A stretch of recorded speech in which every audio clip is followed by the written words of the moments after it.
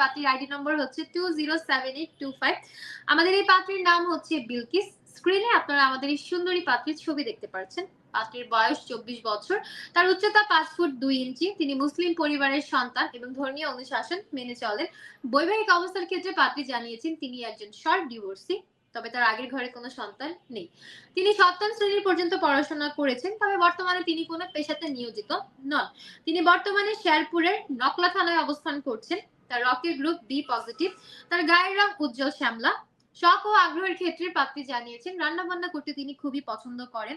পছন্দের পোশাকের ক্ষেত্রে পাত্রী জানিয়েছেন সালোয়ার কামিজ হচ্ছে পাত্রীর পছন্দের পোশাক। পছন্দের খাবারের ক্ষেত্রে পাত্রী জানিয়েছেন বিরিয়ানি খেতে পাত্রী খুবই ভালোবাসেন।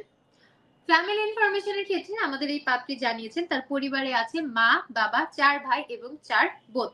4 ভাই আর 4 বোনের মধ্যে 2 ভাই এবং 2 বোন বিবাহিত, বাকিরা সকলেই অবিবাহিত।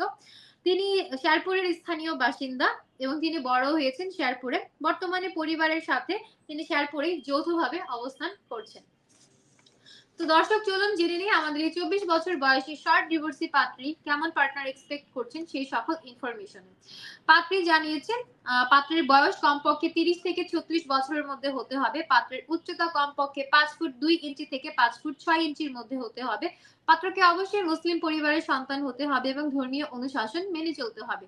বৈবাহিক অবস্থার ক্ষেত্রে পাত্রী জানিয়েছেন যে কোনো ডিভোর্সি বা বিধবা পাত্র যারা আছেন তারা চাইলে আবেদন করতে পারবেন।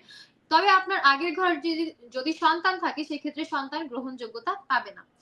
যে কোনো শিক্ষাগত যোগ্যতার পাত্রই আমাদের আজকের এই পাত্রীর জন্য আবেদন করতে পারবেন এবং যে কোনো পেশার পাত্র যারা আছেন তারাও আবেদন করতে পারবেন। আপনি চাকরিজীবী হন বা ব্যবসায়ী হন তাতে পাত্রীর কোনো আপত্তি নেই।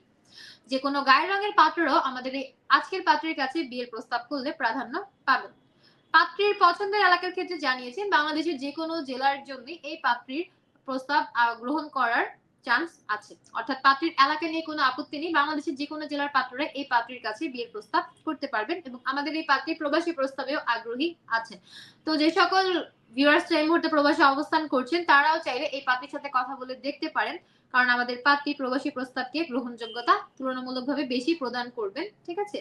আর অগ্রাধিকারের ক্ষেত্রে পাত্রী বলেছেন বিয়ের পর স্ত্রীকে ভালোভাবে ভরণ পোষণ দিতে হবে এবং ভালো মন মানসিকতার হতে হবে। যাদের এইরকম মেন্টালিটি আছে তাদেরকে তিনি অগ্রাধিকার দেবেন।